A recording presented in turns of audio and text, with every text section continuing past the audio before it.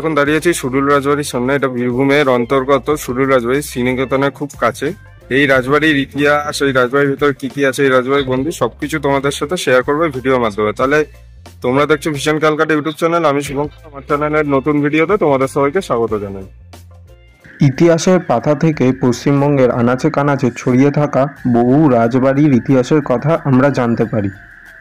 তার মধ্যে একটি উল্লেখযোগ্য রাজবাড়ি হল বীরভূমের সুরুল রাজবাড়ি।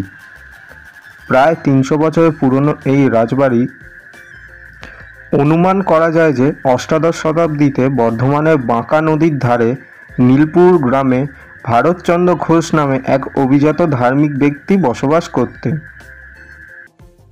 এই মর্মে আপনাদের একটা কথা জানিয়ে দিই, এই বাড়িতে ঢুকতে গেলে টিকিট কাটতে হয়। এই সামনে যারা বসে আছে তারাই টিকিট কেটে দেয়।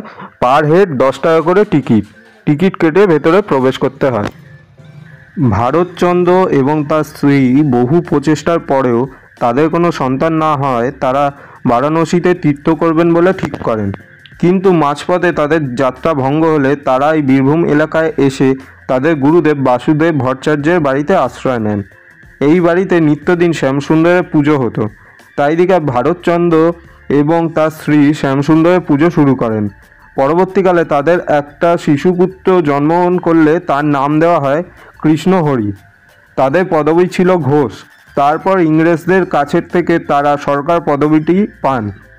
সেই দিন থেকে তারা ঘোষ থেকে সরকার পদবিতে পরিচিতি লাভ করেন। কৃষ্ণহরি পুত্র শ্রীনিবাস ইংরেজদের সাথে বিভিন্ন প্রকার ব্যবসা বাণিজ্যের কাজে যুক্ত ছিলেন। মূলত নীল চাষ এবং জাহাজের পাল তৈরির ব্যবসা তাদের ছিল।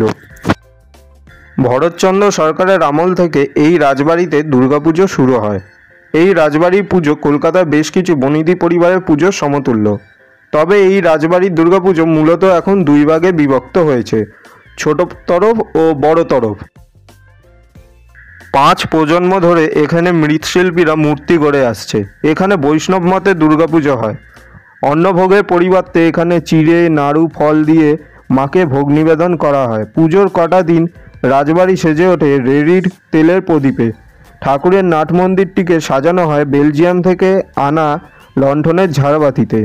রাজবাড়িতে পুজোর 3 দিন বলি দেওয়ার প্রচলন রয়েছে। সপ্তমীর দিন চাল কুমড়ো, অষ্টমীর দিন পাঁঠা এবং নবমীতে চাল কুমড়ো এবং আখ বলি দেওয়া হয়।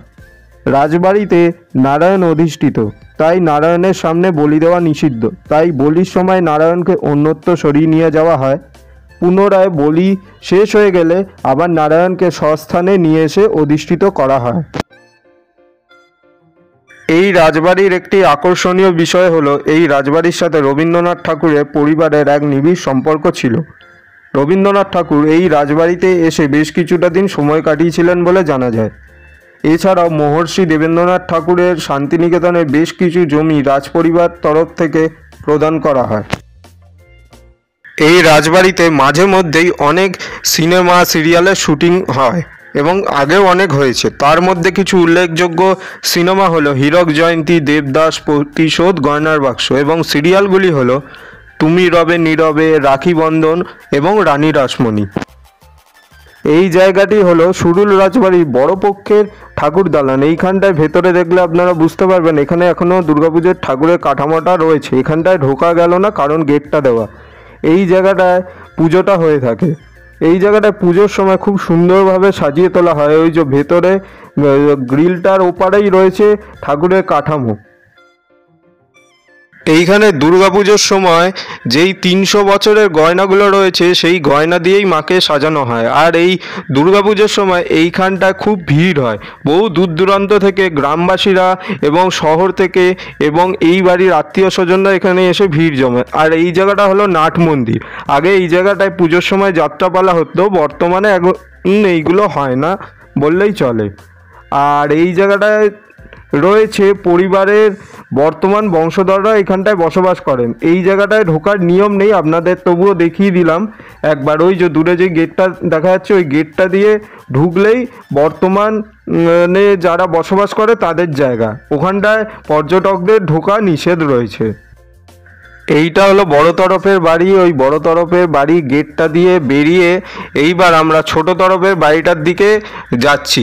বড় তরফের বাড়ির ঠিক পাশেই রয়েছে ছোট তরফের বাড়ি। এই যে সামনে বড় গেটটা দিয়ে ঢুকলেই ছোট তরফের বাড়ি। এখানে সবার ঢোকার অ্যালাউ নেই, শুধু পুজোর সময় এই জায়গাটায় আসা যায়।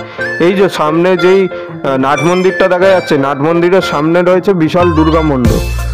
এই ছোট তরফের বাড়িতেও জাঁকজমকপূর্ণভাবে দুর্গাপুজো হয়ে থাকে। এখানেও লোকের খুব ভিড় হয়। আর এই নাট মন্দিরটার ওপরে টিনের শেড করা রয়েছে। আর এই জায়গাটা পুজোর সময় খোলা থাকে, এমনি সময় বন্ধ থাকে। এইটা হলো ছোট তরফের বাড়ির দুর্গা মণ্ডপ। দুর্গা মণ্ডপের মধ্যে মা দুর্গার কাঠামোটা এখনো রয়েছে।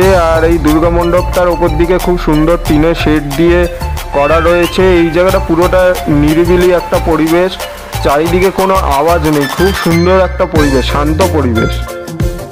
সুরুল রাজবাড়িতে দুটি শিব মন্দির রয়েছে, যার মধ্যে খুব সুন্দর টেরাকোটার কাজ করা হয়েছে, যা আজও সুস্পষ্টভাবে দেখা যায়। এইটা হচ্ছে ছোট তরফের বাড়ির মধ্যে। ছোট তরফের যে দুর্গা দালানটা রয়েছে তার ঠিক উল্টো দিকেই এই মন্দিরগুলো রয়েছে।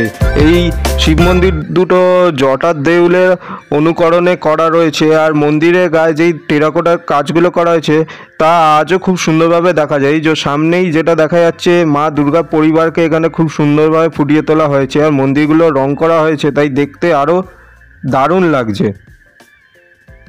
আর এই মন্দিরের ঠিক উল্টো দিকে রয়েছে পঞ্চরত্ন লক্ষ্মী জনার্দন মন্দির। এই মন্দিরগুলো ছোট তরফে বাড়ির ভেতর দরজা দেওয়া ছিল, তাই এই মন্দিরগুলোর ভেতরে প্রবেশ করতে পারলাম না। মন্দিরটার সামনেও খুব পরিষ্কার পরিচ্ছন্ন রয়েছে। আর এখানটা কয়েকটা গাছও রয়েছে দেখতে পেলাম। সুলুর রাজবাড়ির ভিডিও তোমাদের কেমন লাগলো অবশ্যই কমেন্ট বক্সে কমেন্ট করে জানিও। যারা এখনো আমাদের চ্যানেলটা সাবস্ক্রাইব করোনি তারা অবশ্যই চ্যানেলটাকে সাবস্ক্রাইব করে বেল আইকনটা প্রেস করে দিও, তাহলে পরবর্তী ভিডিও নোটিফিকেশন তোমাদের কাছে পৌঁছে যাবে। ভালো থেকো সবাই, দেখা হচ্ছে পরবর্তী কোনো ভিডিওতে।